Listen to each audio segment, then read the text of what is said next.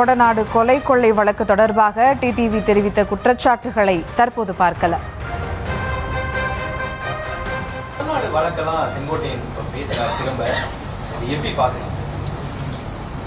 கொடநாட்டில் போய் அந்த வாட்ச்மேனை கட்டி வாயெல்லாம் போட்டுட்டு உள்ளார போய் ஜன்னலை உடைச்சி அங்கே ஒன்றும் பணம் காசு இருக்காதுன்னு எல்லாருக்கும் தெரியும். அங்கே போய் என்னத்தை ஃபைலை தேடினாங்கல்ல, அது யாரு? ஏன்னா அம்மா அவர்கள் ஆட்சி காலத்தில் இது ஸ்பெஷல் பிரான்ச்சிலேருந்து ஐஜி இன்டெலிஜென்ஸ் இல்லை டிஜிபி இன்டெலிஜென்ஸ்லேருந்து வர்ற ஃபைல்லாம் எம்எல்ஏக்களை பற்றி, கட்சியில் உள்ள மாவட்ட செயலாளர்கள், மந்திரிகள் பற்றிய அம்மா கேட்டிருக்க ரிப்போர்ட்டெல்லாம் போயஸ் கார்டனில் இருக்கும். நான் நிறையா கிழிச்சு போட்டிருக்கேன். நானும் டாக்டர் வெங்கடேஷும் அம்மா ரூமில் இருந்தாலும் கிழிச்சு போட்டோம். ஏன்னா அவர்கள்லாம் அவர்களுடைய வாழ்க்கைக்கே அது நாங்கள் அது மாதிரி பிளாக்மெயிலர் கிடையாது, நாங்கள் சாட்டையோ சவுக்கோ கிடையாது, புரியுது அவங்களுக்கு?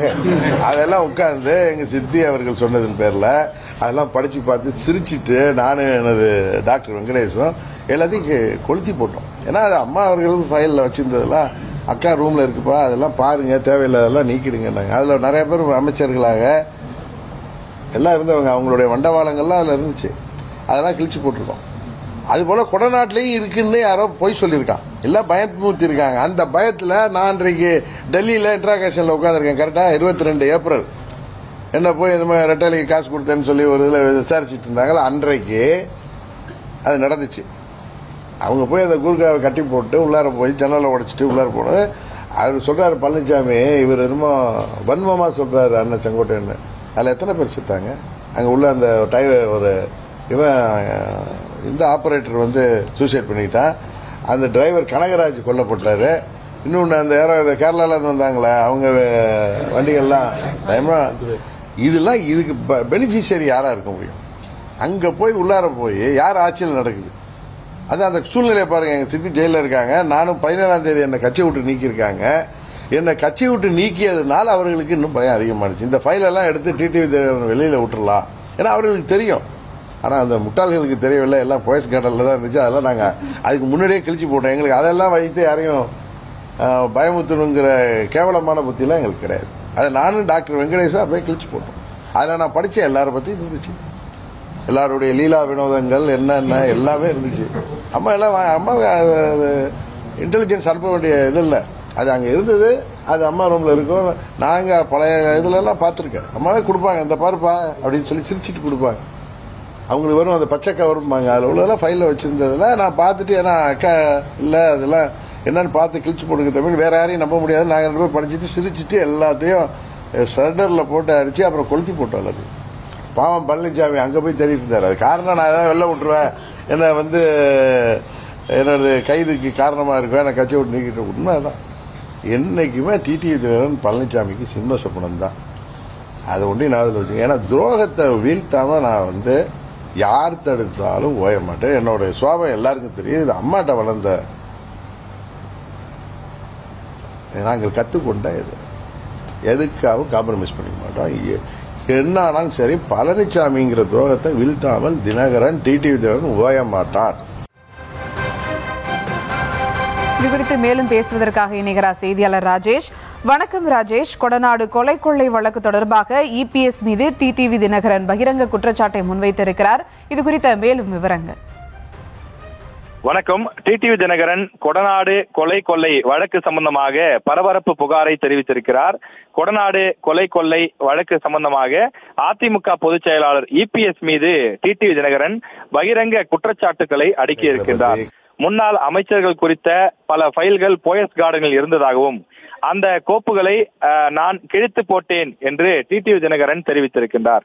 எடப்பாடி பழனிசாமி கொடநாட்டில் போய் கோப்புகளை தேடிக்கொண்டிருந்தார் என்று அவர் குறிப்பிட்டிருக்கிறார். அது மட்டும் இல்லாமல் இந்த கொடநாடு கொலை கொள்ளை நடந்த சூழலை சிந்தித்து பாருங்கள். அப்போது சசிகலா சிறையில இருந்தார், நான் டெல்லியில இருந்தேன் என்று டிடிவி தினகரன் குறிப்பிட்டிருக்கிறார். கொடநாடு கொலை கொள்ளை நடந்த போது தமிழ்நாட்டில் அதிமுகவுடைய ஆட்சி, குறிப்பாக எடப்பாடி பழனிசாமி தான் அப்போது தமிழ்நாட்டினுடைய முதலமைச்சராக இருந்தார் என்றும் அவர் குறிப்பிட்டிருக்கின்றார். இபிஎஸ்ஐ எதிர்ப்பவர்கள் அனைவரும் கொடநாடு விவகாரத்தை கையில் எடுப்பது ஏன் என்ற அந்த சந்தேகம் தற்போது எழுந்திருக்கின்றது. கொடநாடு வழக்கில் A1 இபிஎஸ் தான் என்று ஏற்கனவே முன்னாள் அமைச்சர் செங்கோட்டையன் குற்றச்சாட்டை முன்வைத்திருந்தார்.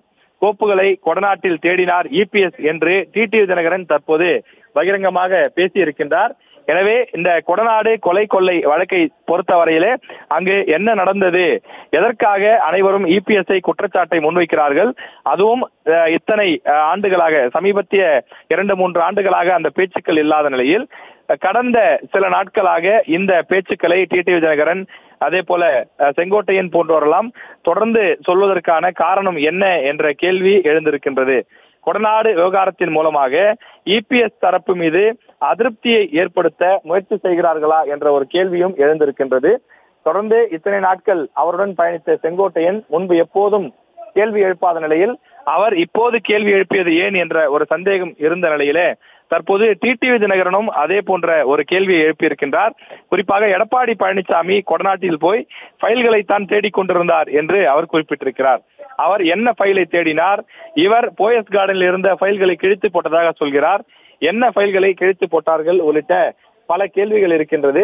இவையெல்லாம் ஆதாரமான குற்றச்சாட்டுகளா அல்லது ஆதாரமற்ற குற்றச்சாட்டுகளா என்பதை சம்பந்தப்பட்டவர்கள் தான் விளக்க வேண்டும்.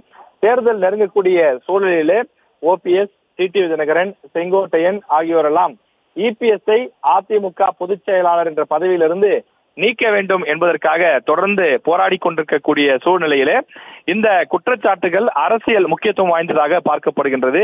இது அரசியல் காரணங்களுக்காக சொல்லக்கூடிய குற்றச்சாட்டுகளா அல்லது தேர்தல் நேரத்தில் சொன்னால் மக்களிடம் எடுபடும் என்பதற்காக சொல்கிறார்களா அல்லது இபிஎஸ்னுடைய செல்வாக்கை குறைப்பதற்காக, அவர் மீது களங்கத்தை உருவாக்குவதற்காக இவ்வாறு சொல்கிறார்களா என்ற ஒரு கேள்வியும் எழுகின்றது.